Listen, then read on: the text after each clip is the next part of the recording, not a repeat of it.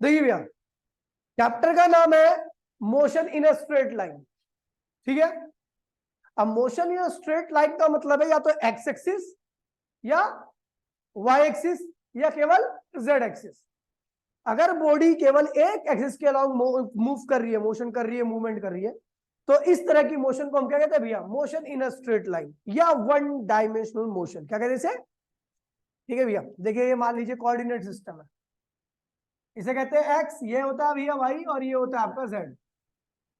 ठीक है, अगर मोशन इसके अलोंग हो रही है या इसके अलोंग हो रही है या इसके अलोंग हो रही है, ठीक है, तो इस तरह की मोशन को हम वन डायमेंशन या motion in a straight line, जब भी motion in a straight line बोला जाएगा, चैप्टर का नाम क्या है भैया, motion in a straight line. तो इस ध्यान रखना कि यहां पर मैं केवल वन डायमेंशन मोशन की बात कर रहा हूं, टेढ़े मेढ़े कटवट नहीं लेने आपको, कुछ भी ऐसा टेढ़ा मेढ़ा पाथ नहीं लेना। आप जो भी पाथ लोगे वो सीधा लोगे, वन डायमेंशन होना चाहिए, मतलब ही या तो एक्स एक्सिस या वाई एक्सिस या जेड एक्सिस। तो मोशन लॉन्ग लिखिए, और इसलिए वन डायमेंशन और one D motion, one D motion मतलब वन डायमेंशन मोशन, ठीक है, one dimensional motion.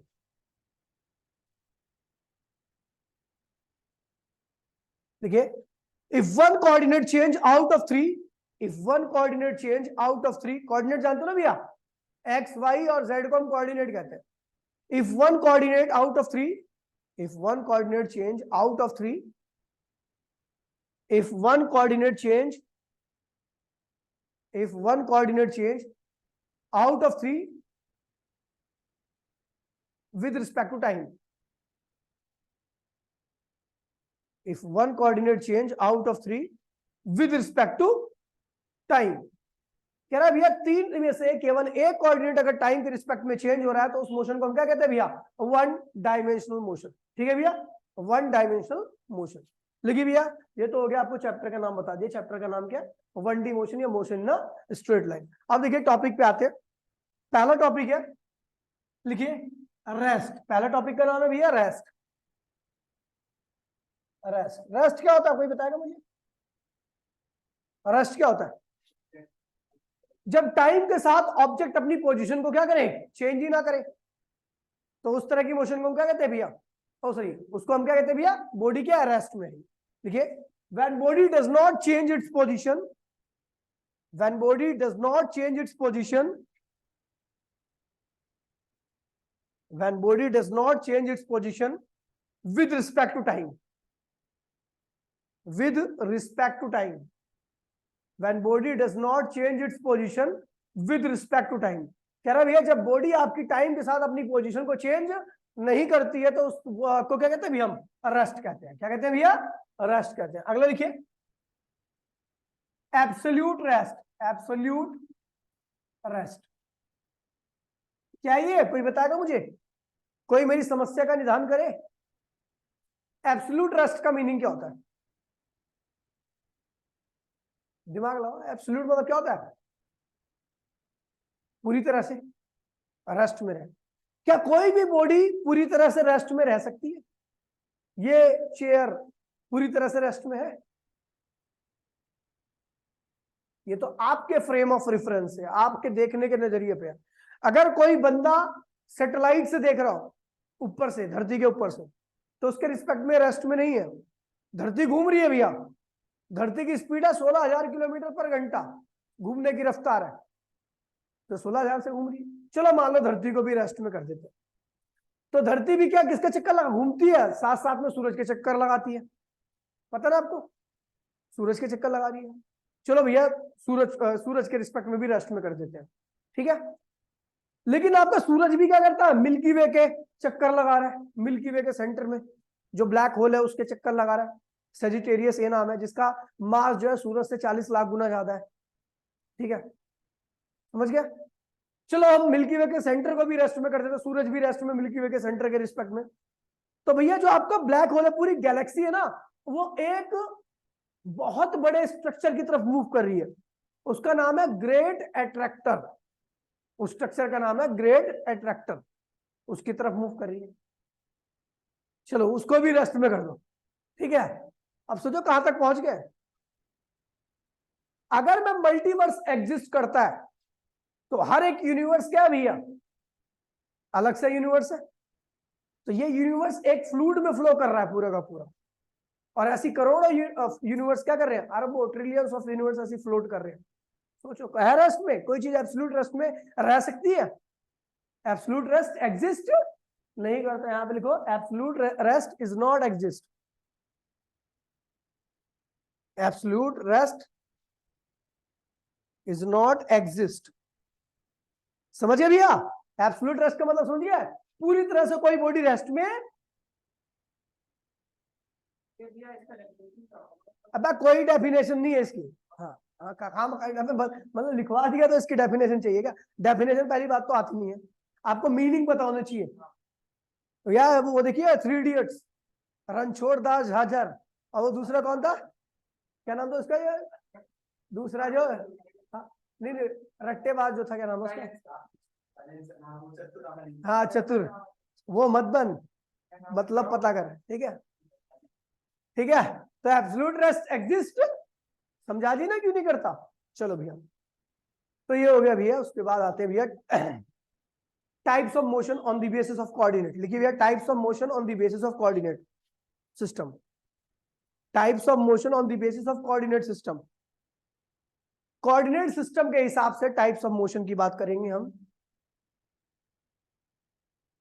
Types of motion on the basis of coordinate system, ठीक है। अब कोऑर्डिनेट सिस्टम के हिसाब से हमारे पास कितने टाइप की मोशन है, जिस डायमेंशन में हम मैक्सिमम 3 डायमेंशन को महसूस कर सकते हैं, ठीक है। चौथे डायमेंशन को महसूस नहीं कर सकते, इसलिए मान लिया एग्जिस्ट नहीं कर सकता। हो सकता है कोई दुनिया ऐसी भी हो जो चौथे डायमेंशन में रहती हो और हमारे सामने ही हो, लेकिन हम उसको महसूस नहीं कर सकते क्योंकि 4th डायमेंशन हमारे लिए एग्जिस्ट करता नहीं। ऐसे कहते हैं कि सबसे ऊपर के डायमेंशन में भगवान रहता है जिसने हम सबको क्रिएट किया, ठीक है। वो हर टाइम अपने सारे लोअर डायमेंशन को देख लेता है, लेकिन आप मतलब मेरे कहने का मतलब सुन रहे हो कि हम लोअर वाले, हम जैसे 3 डायमेंशन वाली बॉडी है तो हम 3 डायमेंशन से 2 डायमेंशन और 1 डायमेंशन को ऑब्जर्व कर सकते हैं, ठीक है। लेकिन 1 डायमेंशन वाला 2 को नहीं कर सकता, 2 डायमेंशन वाला 1 को तो कर सकता लेकिन 3 को नहीं कर सकता, 3 वाला 2 1 को कर सकता लेकिन 4 5 या उससे हायर डायमेंशन को एक्सपीरियंस नहीं कर सकता। तो भगवान कहां पे है, सबसे हायर डायमेंशन पे, ठीक है। कहते हैं ऐसा, गीता में लिखा हुआ है, गीता डायमेंशन को आयाम कहते हैं। क्या कहते हैं, आयाम, ठीक है हिंदी में। तो एक थ्योरी है स्ट्रिंग थ्योरी, स्ट्रिंग थ्योरी के हिसाब से 11 डायमेंशन है। अब सोचो 3 डायमेंशन में हम है, 3 डायमेंशन के निवासी हम है, 11th डायमेंशन में जो रहता होगा वो क्या होगा भैया, वो तो भगवान ही होगा ना भैया। 1 डायमेंशन का मतलब सोचते हो कि बॉडी केवल स्ट्रेट लाइन में चले, ऊपर नीचे आगे पीछे कहीं ना जा पाए, केवल आगे पीछे, केवल ऐसे एक्स कोऑर्डिनेट में एक्स पे पॉजिटिव एक्स पे जाए और नेगेटिव एक्स पे जाए, बस वही है इसके लिए दुनिया। 2 डायमेंशन में इस प्लेन पे ऐसे चल रही, ये प्लेन है, इसके ऊपर नहीं हो सकता उसका कुछ भी, लेकिन इस प्लेन पे हर जगह पे घूम सकती है, 2 डायमेंशन वाली बॉडी है। 3 डायमेंशन में मैं हूं, मैं प्लेन पर भी हूं, बाहर भी हूं, इधर भी उधर भी हूं, लेकिन 4 डायमेंशन आप इमेजिन ही नहीं कर सकते कि वो कैसा होगा। सोच सकते हो क्या, नहीं सोच सकते।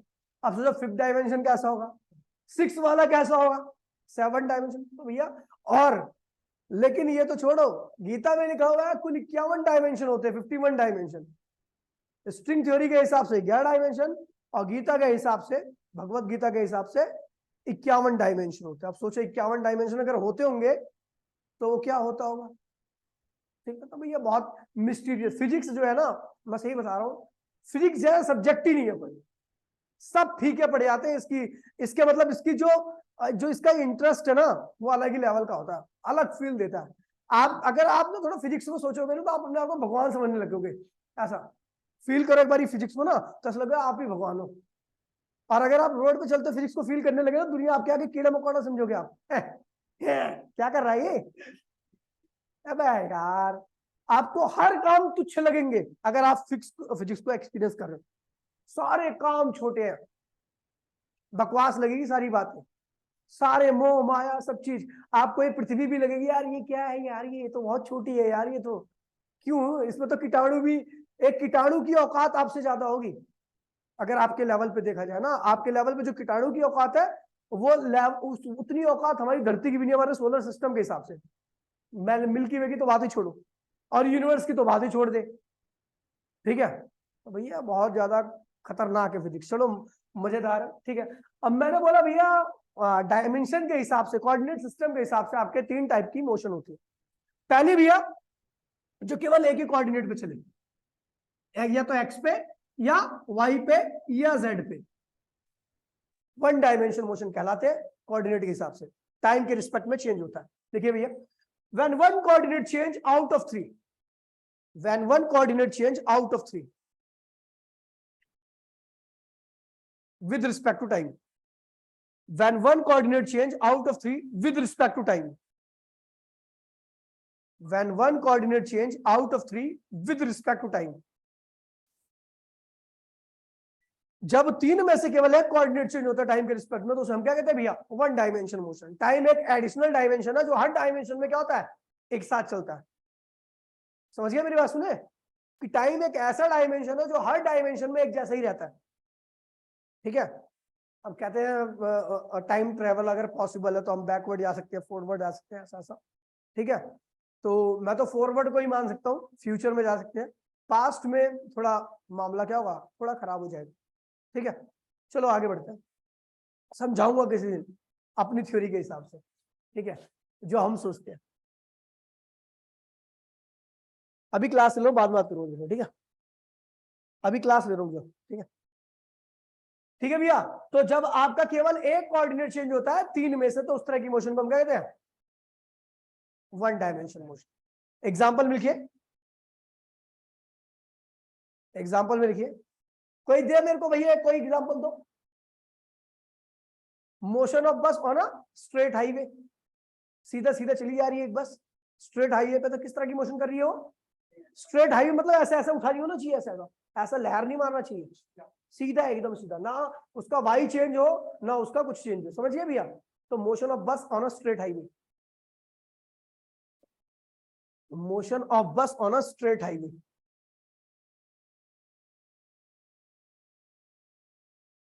देखिए 2D मोशन, अब ये ज्यादा फील होगा ये वाली मोशन आपको, 2 dimension motion. When two coordinate change out of 3 with respect to time, when two coordinate change out of 3 with respect to time। अच्छा, पहले वाली 1 डायमेंशन में थोड़ी जगह आपकी ये बना लिया ना 1 डायमेंशन में, तो इसमें केवल या तो ये यहाँ पे चलोगे या केवल यहाँ पे चलोगे, 3 कंडीशन बना रहे, या तो यहाँ पे चलोगे, ठीक है।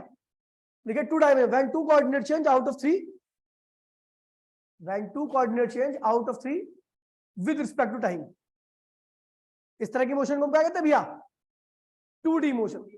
अब देखिए, ये देखिए डायग्राम देखिए, इसका कैसे बनेगा, ये x है, ये y है, कहां चले 2 डायमेंशन मोशन के लिए, ऐसा। जब बॉडी यहां पर थी तो x क्या था, 0, y भी क्या था, 0। बॉडी जब यहां पर आएगी तो x1 हो जाएगा, y1 हो जाएगा। देखो x1 ये रहा और y1 ये जाएगा। बॉडी यहां पे चलेगी तो यहां पे क्या होगा, x3 y3, x3 y3। तो भैया ये जो मोशन हो रही है इसमें दोनों कोऑर्डिनेट चेंज हो रहे हैं एक ही टाइम पर, है ना। t1 टाइम पर ये था, t2 टाइम पर ये है, t3 टाइम पर यहाँ पे, अलग अलग टाइम पर x और y दोनों चेंज हो रहे हैं, तो इस तरह की मोशन को हम कहते हैं 2 डायमेंशन मोशन। डायग्राम बना लो। हेलो, हाँ जी, कौन, हाँ जी। एग्जांपल लिखिए, motion of insect on a board, plane board, motion of insect on a plane board. ये प्लेन बोर्ड है ना, इसके ऊपर अगर कोई इंसेक्ट चलेगा तो क्या होगा, 2 डायमेंशन मोशन कहलाएगा। प्लेन पे जो भी मोशन होगी क्या कहलाएगी, 2D मोशन। ये प्लेन ही तो है, ये क्या है, प्लेन है, समझ गया। तो जो मोशन प्लेन में होती है उसे 2 डायमेंशन मोशन कहते हैं। लिखिए भैया 3D मोशन। हाँ ना 1 डायमेंशन केवल स्ट्रेट लाइन में हो रही है, तो ऊपर जाएगा, इस पे नहीं जा रहा ना, इस पे तो नहीं चल रहा। ये प्लेन है, ये प्लेन है, ये स्ट्रेट लाइन है, ठीक है, समझ गया। 3D motion, when 3 coordinate change out of 3, when 3 coordinate change out of 3, when 3 coordinate change out of 3, when 3 coordinate change out of 3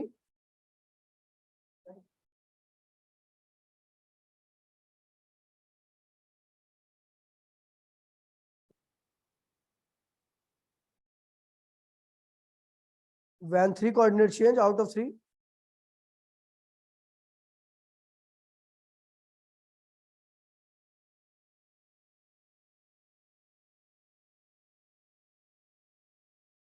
when 3 coordinate change out of 3 with respect to time, with respect to time, जब 3 में से तीनों coordinate change होते हैं time के respect में, तो उस तरह की मोशन को कहते हैं भैया 3 डायमेंशनल मोशन। एग्जांपल बताइए बताइए। चलो मैं ये ऑनलाइन वाले जरा देखें, मैं थोड़ा कैमरा मोड़ रहा हूँ अपना, और मैं इस दीवार के कॉर्नर पे कर रहा हूँ, दिख रही दीवार? अरे यार ये तो जा ही नहीं रहा।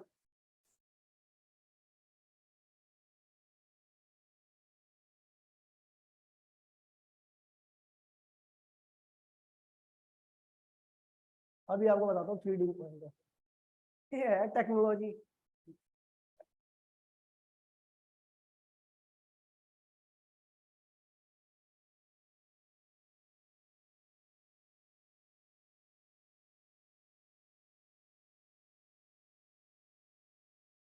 ये देखिए, थोड़ा और नीचे करते हैं और फिर आते हैं आपको। ये दीवार का आपको कॉर्नर दिख रहा होगा, अरे है इतना गंदा दिख रहा है, चलो कोई बात नहीं, ठीक है। मैं दिख रहा हूँ? हाँ दिख रहा हूँ, ठीक है भैया। ये आपका वाई एक्सिस, ये कॉर्नर दिख रहा है ना आपको, ये वाई एक्सिस है, और ये वाला कॉर्नर होगा क्या होगा, ये आपका एक्स होगा, और ये क्या होगा, जेड होगा। जब इस पे मोशन होगी या इस पे मोशन होगी या इस पे मोशन होगी तो क्या कहलाएगी, वन डायमेंशन मोशन, ठीक है। इसमें केवल स्ट्रेट लाइन है, क्या है, केवल स्ट्रेट लाइन। लेकिन जब इस पे मोशन होगी, ये एक्स है, ये वाई है, ये एक्स है, तो क्या कहलाएगी भैया, 2D मोशन। यहाँ पर जब वहां पर ओरिजिन पे एकदम कॉर्नर पे थे, तो यहाँ पर दोनों की वैल्यू क्या होगी, 0 0 होगी। यहाँ पर आओगे तो कुछ एक्स की वैल्यू ये रहेगी और वाई की वैल्यू क्या रहेगी, ये रहेगी। यहाँ पर आओगे तो एक्स की वैल्यू क्या होगी, ये हो जाएगी, और वाई की वैल्यू क्या होगी, ये हो जाएगी। दोनों डायमेंशन चेंज हो रहे हैं, तो मोशन ना प्लेन हो गया, प्लेन की मोशन में दोनों डायमेंशन चेंज होते हैं, इसलिए प्लेन पे जो भी मोशन होती है उसको 2 डायमेंशन मोशन कहते हैं। लेकिन 3D मोशन कैसे होगी बताओ? ओरिजिन पे था तो एक्स वाई जेड तीनों क्या थे, 0 थे, यहां पर आ गया तो एक्स की वैल्यू क्या होगी, ये, वाई की वैल्यू क्या होगी, ये, और जेड की वैल्यू क्या होगी, ये इधर आ गया, थोड़ा और ऊपर आ गया, तो एक्स की वैल्यू क्या होगी, ये, वाई की वैल्यू क्या होगी, ये, और जेड की वैल्यू क्या होगी, ये।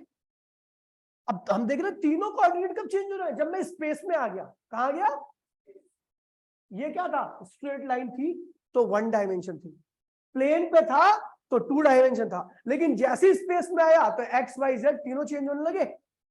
यानी जो भी स्पेस की मोशन होती है किस टाइप की मोशन होती है, 3 डायमेंशन मोशन। समझ गए भैया? तो लिखिए,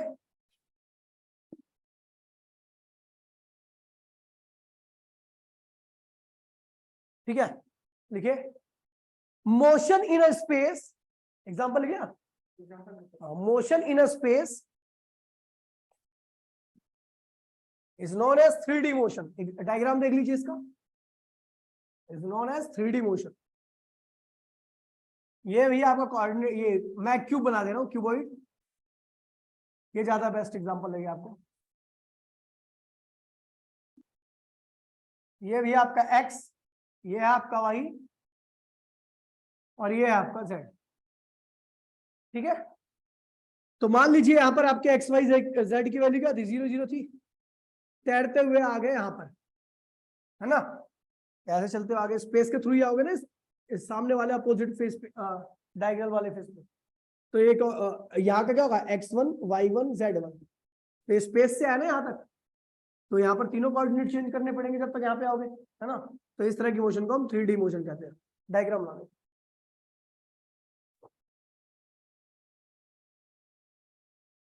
अब टॉपिक डाल दीजिए भैया, डिस्टेंस, टॉपिक डालिए डिस्टेंस। वैसे आप लोगों को पता होगा इसके बारे में बहुत ज्यादा, ठीक है। हम जितनी भी पाथ को, हम कहीं पर भी चल रहे हैं, कहीं पर भी चल रहे हैं, टेढ़ा मेढ़ा जैसा ही पाथ है, ठीक है, किसी भी नेचर ऑफ पाथ पे चल रहे हैं, हमने जो भी रोड की लंबाई, जो भी लेंथ कवर की है, उसी को हम क्या कहते हैं, डिस्टेंस कहते हैं। जो भी पाथ की लेंथ को हम कवर करते हैं, चाहे वो कैसा भी पाथ हो, टेढ़ा हो, मेढ़ा हो, टर्न हो, विदाउट टर्न हो, स्ट्रेट हो, कैसा भी हो, ठीक है, तो वो क्या कहलाएगा, डिस्टेंस कहलाएगा। लिखिए भैया, the total path length covered by body, the total path length covered by body, the total path length covered by body is known as distance,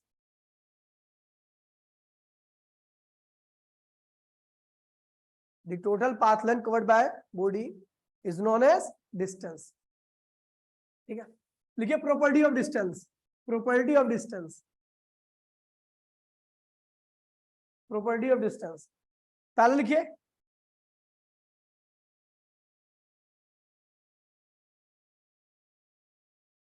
हम नीचे से ऊंचाई पर जा रहे हैं तो क्या वो भी होगा डिस्टेंस? सब डिस्टेंस है। ठीक है, it depends upon the nature of path. Distance है वो नेचर ऑफ पाथ पे डिपेंड करेगा। टेढ़ा पाथ रहेगा तो ज्यादा डिस्टेंस है, छोटा पाथ रहेगा तो कम डिस्टेंस है। समझ गया, समझ गया? यानी डिस्टेंस जो है नेचर ऑफ पाथ पे डिपेंड करता है। लिखिए it depends upon the nature of path.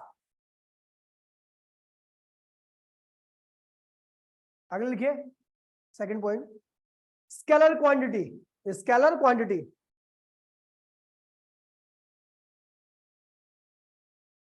SI unit metre. अगला पॉइंट लिखिए एसआई यूनिट मीटर, या उसी में कोई बात नहीं, कोई दिक्कत। SI unit metre, dimensional formula capital L,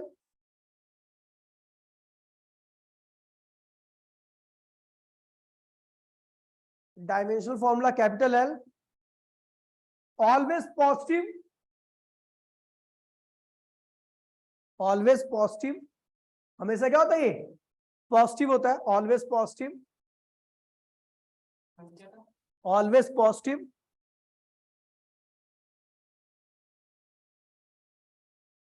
ठीक है, ये डिस्टेंस हो गया। ठीक है, नीचे लिख दिए distance equals to speed into by time. यार ये बाद में आना चाहिए फॉर्मूला, लेकिन अभी आप लिख लो distance equals to speed into by time. अच्छा, आपने कभी ये सोचा है कि distance equals to speed into by time जो फॉर्मूला होता है ये किस कंडीशन में लगता है? पता आपको? ये जो distance equals to speed into by time का फॉर्मूला है ये किस कंडीशन में लगता है? जब आपकी स्पीड क्या हो? कांस्टेंट हो, स्पीड में कोई वेरिएशन। अगर स्पीड में वेरिएशन होगी तो आप इस फॉर्मूले को अप्लाई नहीं कर सकते। पता है? पता थी इससे पहले आपको बात? कभी इतने आपने लगाया होगा फॉर्मूला, यूज किया होगा, क्वेश्चन भी होंगे न्यूमेरिकल, लेकिन आपने ध्यान नहीं दिया होगा कि ये तभी वैलिड रहेगा जब आपकी स्पीड हर जगह पर क्या रहेगी? एक जैसी रहेगी। गिवन टाइम, जितने भी टाइम में पूछा गया है उस टाइम में आपकी स्पीड बदलनी नहीं चाहिए। अगर स्पीड बदल गई तो इस फॉर्मूले का अप्लाई नहीं कर सकते आप। समझ गए भैया? तो लिखिए this formula valid, this formula is valid only when speed is constant, when speed is constant। ये फॉर्मूला जब भी वैलिड रहेगा जब आपकी स्पीड क्या रहेगी भैया? कांस्टेंट रहेगी for a given time, for a given time.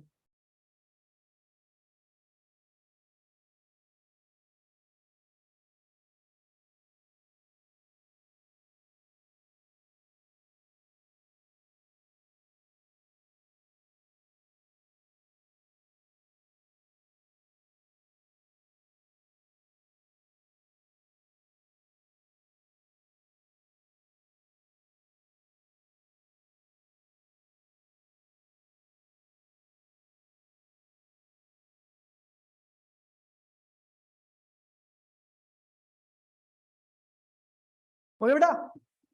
अब लिखिए डिस्टेंस पता लग गया ना, इसकी प्रॉपर्टी पता लग गई। ठीक है, नीचे लिखिए डिस्प्लेसमेंट, डिस्प्लेसमेंट होता क्या? ये सबसे छोटा रास्ता, दो पॉइंट के बीच में जो सबसे छोटा रास्ता पॉसिबल हो सकता है उसी को हम क्या कहते हैं? डिस्प्लेसमेंट कहते हैं। अब वो रास्ता में से स्ट्रेट ही होगा, तो डिस्प्लेसमेंट ऑलवेज क्या? Straight in nature. देखिए भैया, the shortest distance in between two point, the shortest distance in between 2 point, the shortest distance in between 2 point, the shortest distance in between 2 point is known as displacement, is known as displacement। दो point के बीच में सबसे छोटी दूरी को हम क्या कहते हैं भैया? डिस्प्लेसमेंट। एक डायग्राम बना रहा हूं, ऐसे तो खैर आपको पता ही होगा। ये ए है, ये बी है। आप यहां से गए, आप यहां से गए, आप यहां से गए, आप यहां से गए। ये D1 था, ये D2 था, ये D3 था, ये D4 था। इसमें से सबसे छोटा रास्ता क्या है? ए और बी के बीच? डी। तो डिस्प्लेसमेंट क्या होगा? ठीक है, ये हुआ डिस्प्लेसमेंट। क्या होगा ये? डिस्प्लेसमेंट। ठीक है। अच्छा एक बार बता दूं मैं आपको, वहां पर एक पॉइंट नहीं लिखा है, खैर आपको पता ही होगा कि डिस्टेंस जो होता है दो पॉइंट के बीच में इनफाइनाइट वैल्यू होती है डिस्टेंस की। दो पॉइंट के बीच में डिस्टेंस की इनफाइनाइट वैल्यूज हो सकती है। देख लीजिए, अगर ए और बी के बीच जाना है मुझे, तो आप इस रास्ते से जा सकते हो, इससे भी, इससे भी, इससे भी, और भी ना जाने कितने रास्ते होंगे जहां से आप ए और बी के, लेकिन डिस्प्लेसमेंट की क्या होगा, क्या होती है? सिंगल यूनिक वैल्यू होती है। समझ गया? तो लिखिए, क्या लिखा? हाँ, तो इसे डिस्प्लेसमेंट कहते हैं। बना लिया आपने? लिखिए properties of displacement. Properties of displacement. Properties of displacement लिखिए पहले। It depends upon the final and initial position of the. It depends upon the final and initial. It depends upon the final and initial position.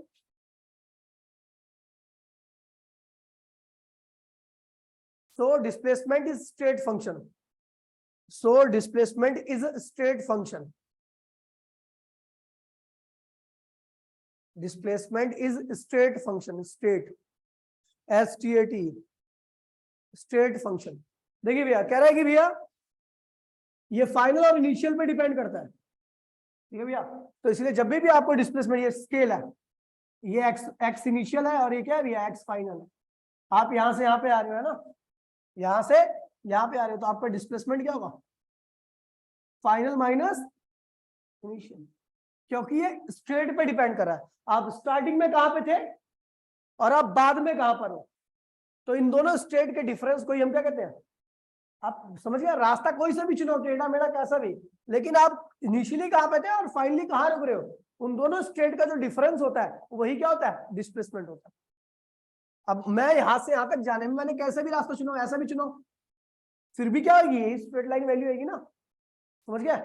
जब आप minus करोगे तो आपको straight, दो points के बीच की जो दूरी, दो स्ट्रेट की दूरी को माइनस करते के साथ ही, डिफरेंस करते के साथ ही, पहली स्ट्रेट दूसरी स्ट्रेट दोनों की पोजीशन को माइनस कर दो, जो आएगा वही क्या कहलाएगा? डिस्प्लेसमेंट कहलाएगा। और वो हमेशा कैसा होगा? स्ट्रेट होगा। कैसा होगा? तो लिखिए, अगले लिखिए, ये लिख लीजिए, displacement equals to x final minus x initial.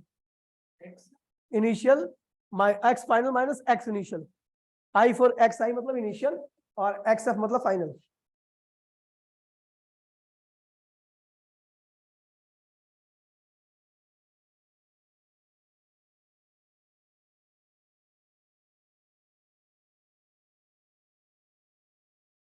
हो बेटा, आगे लिखिए, always straight in nature, always straight in nature,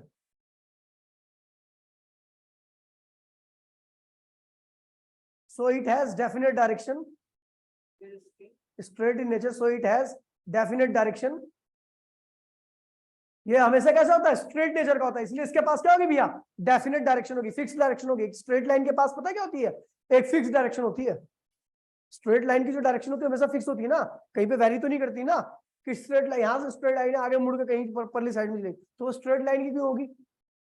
जो स्ट्रेट है वो इन्फिनिटी तक क्या होगा? स्ट्रेट ही होगा, एक ही डायरेक्शन कैरी करेगा। सो क्या लिखा? It has definite direction. देखो, जब जिसके पास डेफिनेट डायरेक्शन होती है उसको हम क्या कहते हैं भैया? Vector quantity. क्या है भैया? अगले लिखिए, vector quantity. Vector quantity, quantity.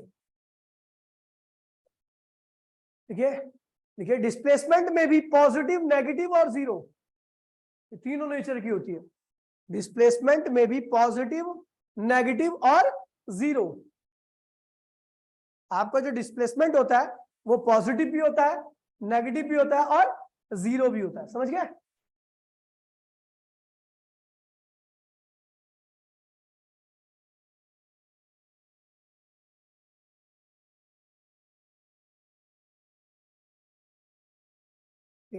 देखिए, तो अब देखिए कैसे पॉजिटिव डिस्प्लेसमेंट,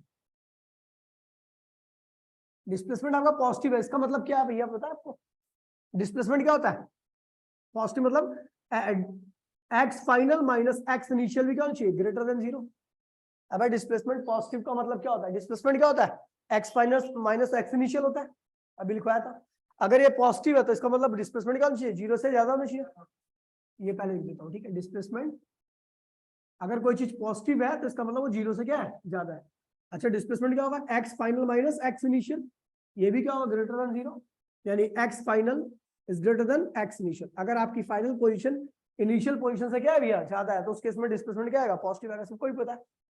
अच्छा, डिस्प्लेसमेंट नेगेटिव है तो इसका मतलब क्या है भैया, डिस्प्लेसमेंट की वैल्यू लेस देन क्या है भैया, 0 है, यानी x final minus x initial क्या होना चाहिए, लेस देन 0, यानी x final minus x final is less than x initial. जब आपकी फाइनल पोजीशन कम हो और इनिशियल क्या हो रही है, ज्यादा हो, इस केस में आपका डिस्प्लेसमेंट क्या आता है, नेगेटिव आता है। और देखिए डिस्प्लेसमेंट आपका इक्वल टू 0, यानी x final minus x initial equals to में क्या हो, 0, एक्स फाइनल इक्वल्स टू में एक्स इनिशियल। जब फाइनल और इनिशियल पोजीशन बराबर होती है तो क्या होता है भैया, डिस्प्लेसमेंट आपका 0 आता है। अब देखिए यहाँ पर देखिए, ये कब होगा, जब आप मान लीजिए लेफ्ट टू कहां जा रहे हो, और राइट जा रहे हो, लेफ्ट से राइट में जा रहे हो, तो जाहिर सी बात है लेफ्ट की पोजीशन मान लीजिए ये है, इनिशियल है, और ये क्या है भैया, फाइनल है। तो राइट की पोजीशन हमेशा क्या होती है, ज्यादा होती है, और लेफ्ट की क्या होती है, कम होती है। अगर आप यहाँ से कम से ज्यादा की तरफ जा रहे हो तो डिफरेंस क्या आएगा, पॉजिटिव ही आएगा, डिस्प्लेसमेंट क्या होगा, पॉजिटिव होगा। और मान लीजिए आप लेफ्ट टू राइट जा रहे हो, तो राइट टू कहां जा रहे हो, लेफ्ट में, तो इनिशियल तो आपकी ज्यादा रहेगी, फुट्टे में स्केल में देखो ना, स्केल में इधर ज्यादा होता ना, और इधर की तरफ क्या होगी भैया, कम रहेगी। यहाँ पर जो भी आएगा कम ही आएगा, तो कम माइनस ज्यादा क्या होगा, नेगेटिव आएगा। अब ये यहाँ पर 0 कैसे आएगा, 0 होने के लिए कई सारी कंडीशन है, कि आप इस तरह के पाथ पे जाओ, आप इस तरीके के पाथ पे जाओ, या आप इस तरीके के पाथ पे जाओ, ठीक है। यहां से गए और आप ए से ए पे आ गए, ए टू ए पे आ गए, तो आपकी इनिशियल फाइनल क्या होगी, ए ही होगी, डिस्प्लेस क्या ना 0 आना है। आप यहां से गए, ए से ए पे गए, फिर दोबारा से डिस्प्लेसमेंट क्या आएगा भैया, 0 आएगा। आप यहां से गए, ए से ए पे गए, फिर वापस ही कहां पे आ गए, ए पे आ गए, तो ए टू ए पर फिर क्या होगा, डिस्प्लेसमेंट 0 होगा। तो अगर आप क्लोज पाथ में जा रहे हो, तो अगर आप क्लोज पाथ में जा रहे हो और जहां से स्टार्ट किया तो वहीं पे आकर रुक गए, तो उस केस में क्या होगा, आपका डिस्प्लेसमेंट 0 आएगा। पता ही होगा ये तो, खैर आपको ये सारी चीजें तो पता ही होंगी, लिख लो भैया। अरे असलियत में क्या तेरे को लिखा है नेगेटिव, ऐसा नहीं होता, वो तू डायरेक्शन, क्योंकि इसके पास डायरेक्शन होती है, जिसके पास डायरेक्शन, तो अगर मैं इस डायरेक्शन को पॉजिटिव ले रहा हूँ तो इस डायरेक्शन को क्या लूंगा, अगर जिसके पास डायरेक्शन है, तो मैं अगर इसको डायरेक्शन को पॉजिटिव ले रहा हूँ तो इसको क्या लूंगा, बस इसीलिए नेगेटिव लेते हैं। ऐसा थोड़ी ना होगा कि माइनस एक्स लिखेगा, ऐसा कुछ।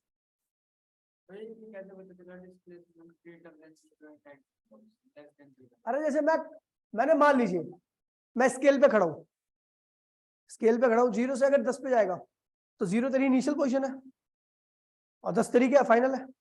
फाइनल क्या ज्यादा है, इनिशियल क्या तेरी कम है, डिस्प्लेसमेंट का फॉर्मूला क्या है, फाइनल माइनस इनिशियल। तो जब पोजीशन तेरी ज्यादा हो जाएगी, समझ गया, करो भैया कॉपी करो।